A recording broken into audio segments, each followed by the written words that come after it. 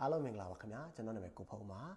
ကျွန်တော်ကဒီ Swiss Education Group ရဲ့ Regional Manager ဖြစ်ပါတယ်ဆိုတော့ကျွန်တော်ကလက်ရှိမြန်မာကမ္ဘောဒီးယားလာအိုအတွက်ကိုလက်ရှိအကြောင်းသားတွေအတွက်အကူအညီပေးနေတာပါเนาะအခုကျွန်တော်တို့ဒီနေ့ကျွန်တော်တို့ရဲ့ University Partner ဖြစ်တဲ့ SBS နဲ့ကျွန်တော်တို့ Swiss Education Group နဲ့ပတ်သက်တဲ့အကြောင်းလေးတွေရှင်းပြပေးချင်တာဖြစ်ပါတယ်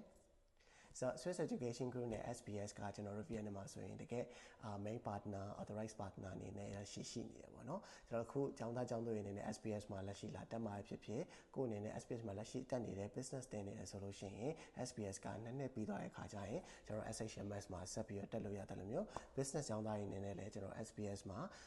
ပြီးတဲ့ခါကျလို့ရှိရင်ကျွန်တော် Caesaric ဆိုတဲ့ကျွန်တော်တို့ရဲ့ Swiss Education Group ရဲ့အကြောင်းတွေအကုန်လုံးတက်လို့ရပါတယ်ဒီကျောင်းနှစ်ကျောင်းလုံးကကျွန်တော်တို့ဒီကမ္ဘာမှာဆိုလို့ရှိရင် World Rankingမှာဆို top 1% နဲ့မှာပါတဲ့အကြောင်းတွေဖြစ်တဲ့အတွက်ကိုဒီကိုယ့်ရဲ့ ranking အတွက်ကိုလည်းပြန်မှတက်ပြီးစိတ်ပူစရာမလိုဘူးပေါ့နော်ပြီးတော့ကျွန်တော်တို့ Swiss Education Group အနေနဲ့လည်းဒီ SBS မှာလက်ရှိတက်နေတဲ့မြန်မာကျောင်းသားတွေအတွက်ဆိုလို့ရှိရင်ကျွန်တော် fully support လုပ်ပေးထားပါတယ်ဥပမာကျောင်းသားတွေကျွန်တော်တို့ဒီ Switzerland ထိသွားပြီးတော့ကျောင်းတက်ဖို့အတွက်ကို visa support တွေ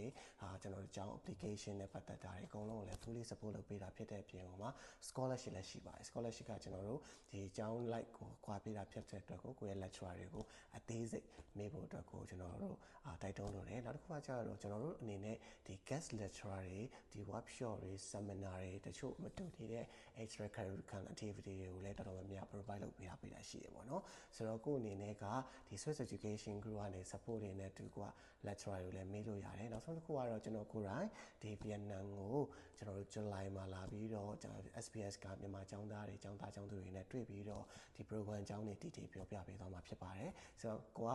program နဲ့ပတ်သက်ပြီးတည်တည်ချင်းနဲ့ transfer လို့လုပ်လို့ရမလဲ visa ကိစ္စတွေတည်ချင်းနဲ့မြန်မာလက်ရှိအနေထားရပါတယ်ဆက်လုပ်တင်လဲဆိုတာနဲ့ပတ်သက်ပြီးတော့တည်ချင်းနေဆိုရင် July မှာကျွန်တော်လုပ်မဲ့ SBS မှာလုပ်မဲ့ seminar ကိုလာပြီးတော့ join ဖို့အတွက်ကိုဖိတ်ခေါ်ပါတယ်ခင်ဗျာအားလုံးကျေးဇူးအများကြီးတင်